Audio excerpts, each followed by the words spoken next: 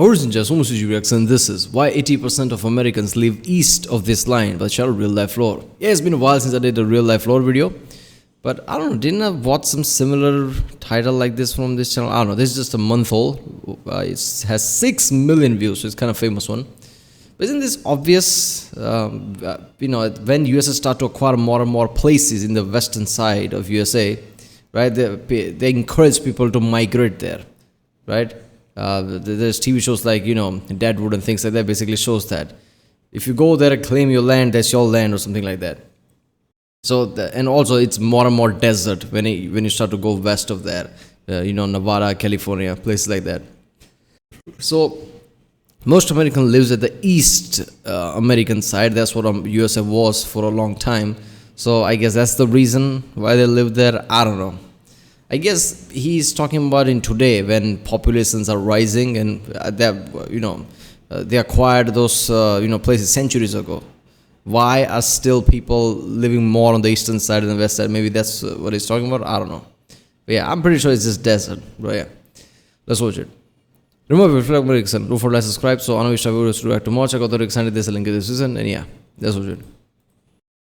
This is a map of where you, me, and all the 7.8 billion other humans on the planet currently live. Look at this shit. Look at India. It's ridiculous. One of the most highly concentrated place, right? Even the China is concentrated, but not as India. Look at that. Look at the whole place here.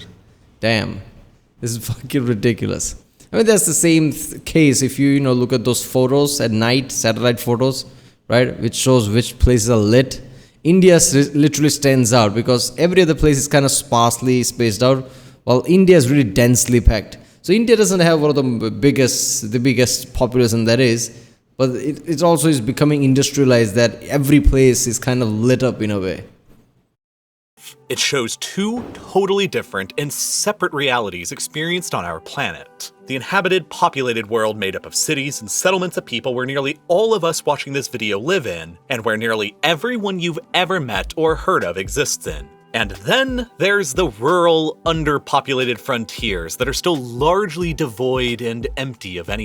So yeah, this place is talking about, but I think that's because of deserts. This picture tells a million different stories, but the one I want to focus on for this video are straight lines. There are only two locations on this map where the settled world and the empty world are nearly perfectly divided by a straight, almost human-looking designed border. The first is here within the African continent, and it's obvious why it exists. Desert. To the south of the line is the African Sahel, a semi-arid belt that wraps across the continent, where rainfall is limited but still actually exists. And to the north of the line is, of course, the Sahara Desert, one of the most hostile environments on the planet to human life, where several years in a row can pass by without a single drop of rain. Actually, this is how it's supposed to be, right? From equator, north to equator, south to equator, I think 23 degrees north of equator and south of equator. That is the place where it should be desert, right? That's why India, should have been a desert, right? That's why, Thar desert and things like that exist here. But it should have been a desert to begin with. But because of the monsoon season, India is fertile, right? Otherwise, lots of India would be desert. Rainfall, and where the average temperature can soar to more than 40 degrees Celsius for months at a time. It's no wonder that nobody lives there, but the other straight line boundary between the two different worlds of our Earth is significantly stranger. Look at this shit. I think this is desert because this is like we know California, Los Angeles, shit like that. I'm pretty sure this is desert. I didn't know that until I kind of grew up. Then I realized like, holy shit, like, also playing the, New Vegas, right? I got curiosity. Are these real places? And then I started to learn about Nevada and places around it, like how it's sparsely spaced out, some towns here and there. Slices down the center of the most powerful nation in human history, the United States of America. If you zoom in more closely on it, you'll notice that this sharp division between populated America and unpopulated America follows a nearly vertical line south to north, immediately to the west of many major population centers like San Antonio, Austin, Fort Worth, Oklahoma City, Wichita, Lincoln, Omaha, Sioux Falls, Fargo, and up to Winnipeg in Canada. These are the cities that quite literally No, mark the river is there. All right, so I don't know why it's boundary of the North American frontier, a fact that becomes just as obvious when you switch out the population density map for a satellite view of the United States at night. To the east of these frontier cities is a nearly continuous Even here, look at that. It's like a chain is lining up. All the cities, look at that. It's like straight line is forming up even in here. chain of lights all the way to the Atlantic Ocean and the eastern seaboard. And to the west of them is but a sea of darkness, with only scattered islands of light and civilization. If you drive from the east to the west across this invisible line at any point, you will immediately notice the sharp difference in the distances between communities, gas stations, and general stores. In general, this invisible line separating the more developed east from the more rural west follows the 98th meridian of longitude, and it sharply divides the American population in half. An overwhelming 80% of all Americans, some 260 million people, live to the east of this line. And that means that the remaining 20%, or just about 1 in 5 Americans, live to the west of the line. An enormous stretch of territory. Hold up, isn't this Texas, right? I get a desert and shit like natural parks and things are here, but why even Texas is divided or something? Because this is supposed to be Texas or something, right? Even that is divided. Look at that. It's very, less populous than here, but look at all the things that lit here. That actually makes up the majority of America's land once you factor in Alaska. And weirdly, this empty part of the United States to the west of the line where only 1 in 5 Americans live includes the entirety of California, the single most populous state in the country that's home to even more people than Canada. But California is the enormous exception to the overall rule, because with nearly 40 million people, it alone accounts for around 60% of the entire American population west of the line straddling the 98th meridian. But of course, it gets even stranger because most of California's population lives within the westernmost fringes of the state, near to the Pacific Ocean. If you draw a separate line from San Diego in the south across the US West Coast through to Portland and Seattle in the north, you would find that there's around 50 million Americans who live within the narrow coastal plain between the Pacific Ocean to the west and the Cascades and Sierra Nevada mountains to the east. An isolated, albeit lengthy pocket of civilization surrounded by the darkness. Between this pocket and the 98th meridian exists a vast stretch of the American interior that covers about 1/3 of all the land in the United States and is just a little smaller than the entire European Union. It encompasses the entirety of 8 US states and a significant amount of territory from I mean, that's just some next level shit. I just thought of the representatives, Congress and everything, right? Electoral college and everything. If it's that sparsely, populated, and it's like 8 or so states, I mean, holy shit. That is some ridiculous. Look at this, just like some of the states don't even have any light lit up. I mean, that doesn't mean that nobody's living there. If there are small towns, the light would cannot be seen from the space like that, or from satellite, whatever. But yeah, seriously, look at how less popular these places are. 9 more. And yet, throughout this vast expanse of land is only a mere 30 million people, or just about 9% of the American population. To put that figure into context, that's a number of people that is comparable to just the population of the greater New York City metropolitan area on the US East Coast. And then there's the fact that the vast majority of those 30-some-odd million people live within just a handful of urban oases scattered across the darkness. Around 1/3 of them simply live within just 3 of these oases: Phoenix, Denver, and Las Vegas. More than half of them live within just the top 8 largest oases, including those largest 3 plus Salt Lake City, Tucson, Albuquerque, El Paso, and Boise. When excluding just these 8 urban oases, the rest that remains throughout Look at Las Vegas. See all these small lights is there because of Las Vegas, because this is supposed to be just empty desert.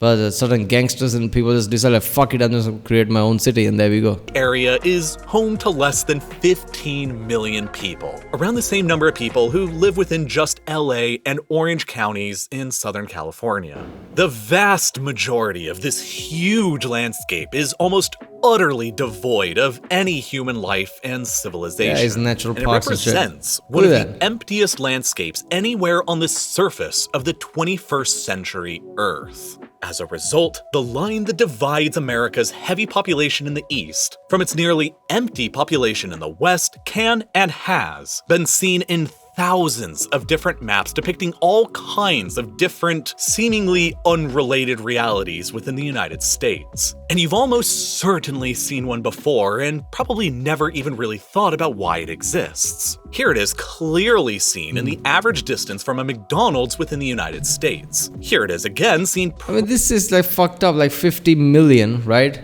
50 million between what, 5-6 states? Like, this is like 8 states here. But if you exclude something like California shit, this is like 5-6 states between 50 million people. While New York City metro area alone has that many people. I mean, that's kind of fucked up. I mean, I can see why certain people just, bitch about it when it comes to elections and things like this is not fair. And you can kind of see it. But, like I've said in one of the videos, like USA was made as a republic, not as a true democracy. And, this is not a mistake, really. Founding fathers kind of saw this and, deliberately put it here. So, it's not just about people, it's just about the land too. So no 1 or 2 overly populated places, I guess, can dominate many other big areas or something like that. I don't know. pretty clearly in the linguistic divide in the country between those who are more likely to refer to this insect as a firefly or a lightning bug. And here it is again in a map that doesn't even have anything at all to do with humans. It's just a map showing the diversity of tree species within the US, where the line is once again pretty clearly visible, with significantly less variety of tree species to the west of it. I mean, USA is so big, there are like 3 time zones, right? Center, Pacific, something like the Eastern. So there are 3 time zones. So is it surprising that geological locations are different too? This is really livable place. Well, this is like natural parks and deserts. Plants follow the unspoken law of this line. So what the hell is actually going on here? Why does this invisible, linear law of nature that decides so much about American society and civilization exist in the first place? To answer that question, we need to go back a few decades to the first man who ever noticed the line's reality, all the way back in 1878. John Wesley Powell. Powell was a geologist and an explorer of the American West, and the second director of the United States Geological Survey. As he passed from the east to the west, he noticed that the variety of plant species gradually diminished to the point of being nearly non-existent. He determined that this was the case because it simply rained more in the east than in the west, and the line he drew to mark the boundary between the more wet east and the more arid. I feel like this line is because, there's water here, it kind of touches this place, right? There's Mexico and land basically, so this place doesn't get that much clouds and rain. I don't know, that's what I'm thinking, because there's water here, so clouds and shit, just because how the turbulence probably works, right? This gets more rain than this. I don't know. West was the There's a reason why California is struggling with water, right? Even today, like in past 5 or 6 years, it has become way too much of a problem, right? Because this whole western place already has water issues. 100th meridian line of longitude here, which was more or less correct. When you look at a modern map of annual rainfall levels within the United States, you can also more or less spot the 100th meridian line that Powell identified. As you move westwards across North America, annual rainfall decreases dramatically. Dallas to the east of the line receives 38 inches of rain a year, while Abilene over to the west of the line only receives 26 inches, and Midland even further to the west only receives 15 inches. This is a pattern that repeats itself all the way up and down the line as well. Oklahoma City gets 33.5 inches of rainfall, while Amarillo to the west only gets less than 20. Wichita in Kansas gets 34 inches a year, while Dodge City just a bit over to the west only receives 19. It simply rains a lot less to the west of the line than to the east of the line, and that simply makes sustaining life and civilization much more challenging. which is why humans and trees alike are all fewer and more scattered beyond it. A century and a half ago, John Wesley Powell correctly identified one of the geographic explanations behind this North American law of nature: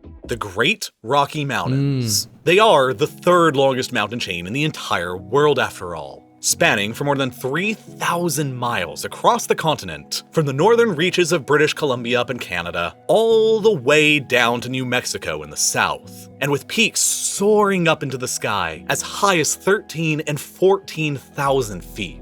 These long and towering peaks effectively act like a colossal wall, blocking most of the moisture blowing in on clouds from the Pacific Ocean, and therefore preventing most rain from passing beyond them towards the arid plains of the east. This effect is called a rain shadow, and the shadow cast by the Rockies across the North American plains is enormous. But of course, there are many other geographic factors at play here as well. Yeah, I mean, if that's the case, why are these places are even more drier? But yeah, Rocky Mountain kind of makes sense. Enormous. But of course, there are many other geographic factors at play here as well that determine North America's straight climate line. For one, the Rocky Mountains aren't the only mountain chain on the continent that block moisture blowing in from the Pacific. There's also the Cascades stretching across the Pacific Northwest, creating in their span a clear division between the wet, rainy, and narrow coastal plain to their west, between them and the Pacific Ocean, where big cities like Vancouver, Seattle, and Portland have all been able to be established, and the drier, more arid environments found over to the east, where the moisture blowing in from the Pacific fails to penetrate into. Washington state itself could not be any more climatically different than between its west and east because of these mountains. Seattle, to the west of the Cascades on the narrow coastal plain exposed to the Pacific, receives 37 inches of rain a year, whereas the small town of Mattawa, just over on the eastern side of the Cascades, receives only 4.5 inches of rain per year, which is about the same as infamously dry Las Vegas. And further to the south in Nevada and California are of course the Klamath Mountains, the Transverse and Peninsular Ranges, and the most formidable range of all, the Sierra Nevadas, with peaks as high or even higher than the mighty Rockies themselves. All of these high mountain peaks serve to block moisture blowing into the eastern interior from the Pacific Ocean, and in effect, their presence creates only a narrow strip of land across the west coast between them and the ocean where there is suitable amounts of rainfall to sustain large-scale human population centers, running roughly from northern Washington down to the San Francisco Bay. The only reason why Southern California contains major population centers today like LA and San Diego is because they are massively irrigated and supported by a complex system of canals, aqueducts, and pipelines that bring water in from elsewhere like Northern California where it actually rains. And so basically people said fuck it and we want a major city. That's why Los Angeles exists in the first place, otherwise it wouldn't have, right? They're like, we'll bring the fucking water, but we need a city. So there we go. That's some next level shit. So that's why every time you hear about how Los Angeles is suffering from water shortage, you're like, how is the water to begin with, right? Water shortage is not surprising part. Well, it's gigantic, right? In the USA, it's one of the most famous places there is. And yeah, this is fucking ridiculous. I knew that, deserty areas were the reason, but I didn't know the mountains and things were kind of blocking the rainfall there. But look, living in USA is just like feel like it's just made for living, right? The whole country's whole placement. You go to the east, you live there, you do your business. They want to do a trip or something, go on a major grand tour or something. Take your car or something, just go through the mountains. Too many natural places, right? You just go to different terrains, right? There are mountains in the distance. I don't even know what road was there. You drive a road like it's like literally no one is driving there. You just see the horizon and it's a straight road. Too many different locations. This is awesome. Going from New York to Los Angeles, that would be some fucking trip. And from the Colorado River further to the east. And so, being robbed of almost any moisture blowing in from the Pacific Ocean to the west, the continental interior of North America has very few other alternative sources for moisture or fresh water that are mostly limited to either rivers or snowmelts. Over on the eastern side of the continent, the biggest mountain range are the Appalachians, which are effectively just speed bumps in comparison to the giants of the west. The highest peak within them, Mount Mitchell, Mitchell is less than 6,700 feet tall, or less than half the height of the tallest peaks that are seen in the Rockies, the Cascades, and the Sierra Nevadas. As a result, they do very little to block any moisture bellowing into the continent from the Atlantic Ocean in the east. And so, Atlantic winds frequently bring moisture across the east. But Appalachian Mountains would have screwed up this place if not for this part of water range. So yeah, I was kind of right there. Coast and the eastern Mississippi Basin, enabling large-scale agriculture without any need for irrigation. But, unfortunately, these winter Atlantic storms simply don't make it far enough to bring their moisture to the western plains beyond the 98th and 100th meridian lines of longitude. During the summer months, moisture will also blow into the continent from the Gulf of Mexico, but these winds generally blow northward before curving eastward, which, once again, dumps rainfall across the eastern United States, but deprives the west of hardly any. As an ultimate result, when you combine all of these factors together, it adds up to there simply being less available freshwater across this empty third of America, meaning less water to drink and less water available for agriculture. Farms to the west of the 100th meridian nearly always require more complex irrigation practices, since they can't rely on reliable rainfall as much as the farms over to the east. And as a result, the farms west of the line are larger and less productive than those to the east of it, simultaneously taking up more available space while feeding less of a population base, and consequently leading to significantly lower population densities. Even the different kinds of crops grown on each side of the line are often very separated. To the east of the line, where water is more plentiful, thirsty corn is the more dominant crop chosen to be grown by farmers. Whereas to the west of the line, where water is significantly more scarce, drought-resistant wheat is the preferred crop of choice instead. But most alarmingly of all, however, is the fact that it appears the line dividing the wet and dry halves of North America is increasingly shifting further and further to the east as the global climate continues to rapidly change. Yeah, but because of Gulf of Mexico, how much is going to shift, right? The rain is constantly going to come here, right? If this starts to dry up, I don't know. A century and a half ago, back during John Wesley Powell's time, when he correctly identified the 100th meridian as the approximate boundary, the line has steadily shifted eastwards to around the 98th meridian today. And it appears to only be continuing further with this eastward. Wait a minute, so what about the cities that are here? They would have seen drastic changes in a decade or two, right? And it was like, holy shit, this used to be like very fertile green place. Now it's starting to become more of a desert-like. Migration, which will begin dramatically affecting the climate of all of America's frontier cities, from San Antonio in the south to Fargo in the north. Austin, right? What are the people in Austin thinking? And it is Texas, that there used to be warm weathers there, but I don't know. All begin seeing less and less reliable rainfall as the century progresses, with all of the accompanying economic damages that'll entail. More and more farms within this area will begin being forced to adopt irrigation techniques, and many will fail or be forced to consolidate with other farms outright. Many will have to abandon growing thirsty crops like corn and switch to more arid-friendly crops like wheat. And all of this is even more... It's really fucked up, like western places have to do the, wheat farm rather than corn farm. At the same time, Los Angeles places like that, like, ooh, I'm gluten-free. Problematic when you consider that the American West is already going through what is likely the worst drought the region has seen in thousands of years. With a serious lack of rainfall, much of the American Southwest has been forced to rely on the fresh water provided by the Colorado River for more than a century now. But for the what the most fucked up part is? Lots of these western places are like, blue states, right? Conservatives. Exception of Los Angeles and things like that. So these are the people notoriously are like, there's no climate change and all that right-wing type of idea. At the same time, they are the one who's going through these worst droughts in thousands of years. So what are they thinking now? Like, were we wrong or not? Or they are just like, oh, this is something different. Like, how do you see something that hasn't happened in thousands of years and still not believe like this must be climate issue? Time in recorded history, the Colorado River is drying up. Just this year, for the very first time in American history, the United States federal government cut the water that states are allowed to withdraw from the river, with the potential for additional cuts further into the future as well. The Colorado provides the fresh water for around 40 million people across the American West. Damn, this river is drying up. That will fuck up a lot of states, man. That's fucked up. Yeah. Red state, sorry, right? I said red state or said blue state. No, blues are Democrats, right? Red is more right wing.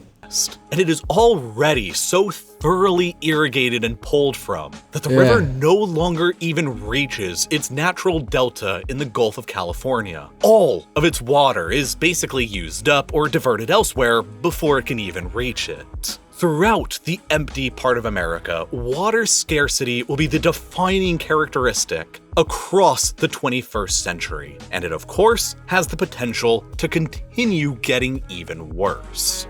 But all of this was predicted a century and a half ago by none other than the main character of this video himself, John Wesley Powell. You see, when Powell drew his line across the 100th meridian that divided the wetter east from the drier west, his attempt was to convince the United States Congress to take a drastic action. I mean, yeah, look, people predicted that people are going to run out of food in 1920s or something, right? Because how the farming used to be done. Then Haber, I think that's his name, German scientist, who come across this kind of a system that made crops grew like 4 or 5 times more or something, right? And look at that. We didn't face the food shortage worldwide in 1920. We're still going right now.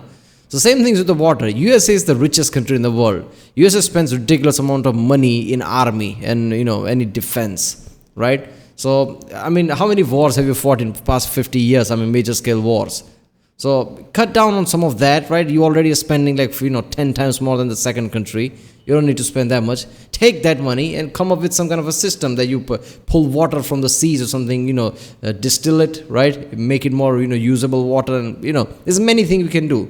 Relying on natural things, otherwise it would be apocalyptic scenario, feels the thing of the old, especially if you are the leading country in technology and money, right? So if there is a country who can pull from this and create some kind of a major system that will save the western side of it, is USA, right? So I don't know, it feels like this sounds like apocalyptic type of thing, like people run out of water, what are we going to do then? I think you can come up with a system. You have the tools for it. You have the money for it. He warned that with the serious lack of available fresh water, the settlement of the American West was going to have to be carried out in a vastly different manner than the settlement of the East was. Development would have to be more careful, more precise, and better planned out in advance, rather than respecting the pre-existing political boundaries of the Western states that had been based on surface geography. Look, I think you can create a massive artificial rivers, right, pulling from the seas, that stretches like half the country. I know it's a big scale, right? I know the scale of the country. I know how much big that western side is. But I think you have that level of money to do it, basically. You have that kind of technology, right? I get it, Congress wouldn't basically, squabble with each other and won't do shit. But still, you can do it, right? You can create this kind of a system where you can just bring water to people and doesn't create that kind of a catastrophic issue. I don't know. But what fucked up part is that Los Angeles, which makes a lot of money GDP wise, Los Angeles makes more money than lots of countries does around the world, and even they are kind of slowly worrying about what we're gonna do. We're gonna run out of water in past 5 or so years. So I don't know. I think you have the tools to it, but I hope somebody do it. I don't know. Politics. Powell argued that the West should instead be divided into areas that matched up with the region's various watersheds, which are hydrographic basins where all the rainfall collects and drains off into a common outlet, like a river or a bay. By basing the political boundaries more on these natural watersheds, Powell was arguing that the management of the area's scarce supplies of water would be more efficient and better utilized than under the current administration, where the watersheds were all divided in between the various different states, and who would therefore each have competing interests and uses over the same limited sources of water. But Powell's scientifically based proposals and warnings would go ignored by the politicians of his day in Washington. And I would argue, science? What the fuck is science? Get that idiot out of here. This is all about politics. Politics is supreme. What has science ever done to anybody, right? What is science going to do for anybody? It's the politics that should run supreme. There you go. We have paid the price for it ever since. Water is growing increasingly scarce to come by in the West, and it's only going to continue getting worse. And the competing interests of all the states across the various watersheds here is only going to exacerbate the crisis ever further. John Wesley Powell was a geologist and a scientist, and his thinking was centuries before his time. His analysis of the American West and his conclusions were rooted in scientific thinking. I like how he said geologist and a scientist, like geologist is not part of science. Yeah, that's just going to stab certain people. It's wrong way. And if you're anything like him or me, then you're probably just as curious about why our planet and reality works the way it does. But the world is a complicated and sometimes difficult to understand place. Science and math serve as the primary tools in helping us understand our complicated reality. But for myself, and perhaps for you as well, science and math are each subjects that have never Yeah, people, go to nebula.tv /video /RealLifeLore and support this channel, I guess. I don't know. Isn't that brilliant? But I don't know. It's Nebula TV, I guess they separated. Alright. I don't know, man. Alright. I know there are going to be people in the comment like, oh, this is, this is not that simple, this and that. It's a big place. How are you going to bring water, this and that? You live in age right now where you have, ridiculous abilities, right? There is a technology, right? You can create artificial river, doesn't matter how hard it is, doesn't matter if it takes 2-3 decades, doesn't matter if it takes a lot of money. You have that money, right? You have all of that shit, right? You have the technology, you have the scientists, right? You have that kind of money, economy.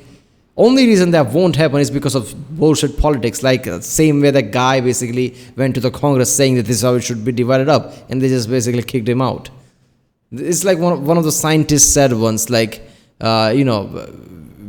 if an asteroid comes and destroys us just like it did to dinosaurs had an excuse that they didn't know shit.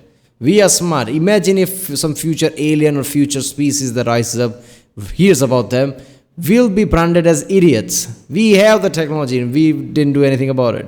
And NASA is, sent that, just did the, that operation now. That should have done like 3 decades ago. They had the technology then. But we are doing things very slowly. And USA is the top of it, right? The economy, money, everything wise. So they can solve this problem. Hell, if they could even flex on it. Like, look at what we did. Look at how we basically created a whole irrigation system for the West. But yeah. Right, well, that was why 80% of Americans live east of this line. The channel RealLifeLore. If you like my next one, don't forget to subscribe. And I'll see you next time.